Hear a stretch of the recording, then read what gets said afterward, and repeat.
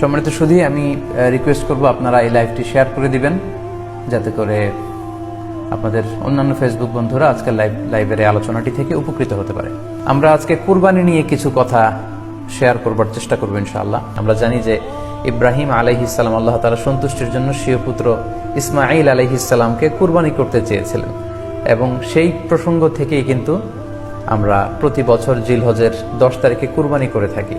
এবং এই দৃশ্যটি আল্লাহ তাআলার কাছে এতই ভালো লেগেছিল, এই আত্মত্যাগের দৃশ্যকে আল্লাহ তাআলা স্মরণীয় করে রাখবার জন্য কিয়ামত পর্যন্ত সব বিশ্বাসীদের জন্য এই জিলহজের একই টাইমে, জিলহজের 10 তারিখে কুরবানি করাটাকে আল্লাহ তাআলা আমাদের উপর অবধারিত করে দিয়েছেন।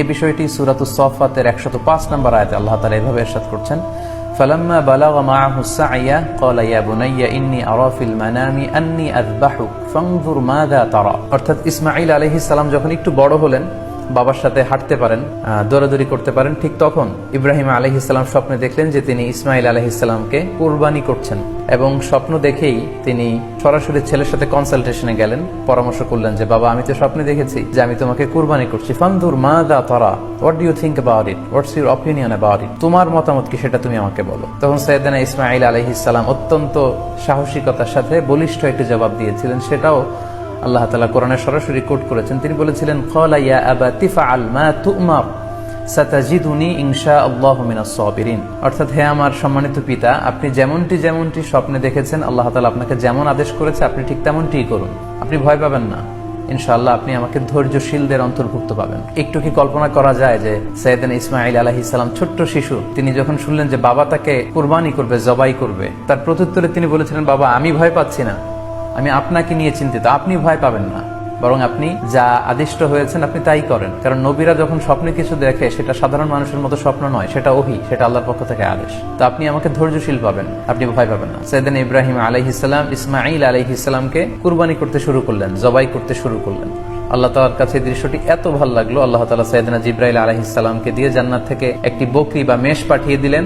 সাইয়েদনা ইসমাঈল আলাইহিস সালামকে ছুরির নিচ থেকে সরিয়ে ফেলা হলো, আর সেখানে ইসমাঈল আলাইহিস সালামের পরিবর্তে একটি জান্নাত থেকে আনা বকরি বা ছাগলকে সেখানে কুরবানি করা হলো। আল্লাহ তাআলা বললেন, কদ সাদ্দাকতা রুইয়া, ইব্রাহিম, তুমি তো তোমার স্বপ্নকে সত্যায়ন করেছো, বাস্তবে রূপান্তরিত করেছো, তুমি তো এই কঠিন পরীক্ষায় সফলতার সাথে উত্তীর্ণ হয়েছো। সাইয়েদনা ইব্রাহিম আলাইহিস সালাম পরীক্ষায় উত্তীর্ণ হলেন, এবং বাপ বেটার এই দৃশ্যায়নটি আল্লাহ তাআলার কাছে এত ভালো লেগেছে, আরশের উপর থেকে আল্লাহ তাআলা এত পছন্দ করেছেন ওনাদের স্যাক্রিফাইসকে, কুরবানিকে, কিয়ামত পর্যন্ত আমরাও যাতে কুরবানি করি, আল্লাহ তাআলা আমাদের জন্য এটাকে অবধারিত করে দিয়েছেন। সম্মানিত শুধু এখানে আমাদের জন্য সবচেয়ে বড় যে শিক্ষণীয় বিষয়, সেটি হচ্ছে সাইয়েদনা ইব্রাহিম আলাইহিস সালামের ঔরসে যখন ইসমাঈল আলাইহিস সালাম আসে, তখন তাফসীর এসেছে ইব্রাহিম আলাইহিস সালামের বয়স ছিল 86 বছর। Could you imagine that? 86 বছর বয়সে যখন একটা সন্তান আল্লাহ তাআলা ওনাকে দান করলেন, আল্লাহ তাআলা বললেন যে সেই সন্তানকে তুমি জবাই করো। আমরা অনেক দম্পতির কথা জানি, তাদের সন্তান হয় না, 15 বছর, 20 বছর, 25 বছর পর অনেক সময়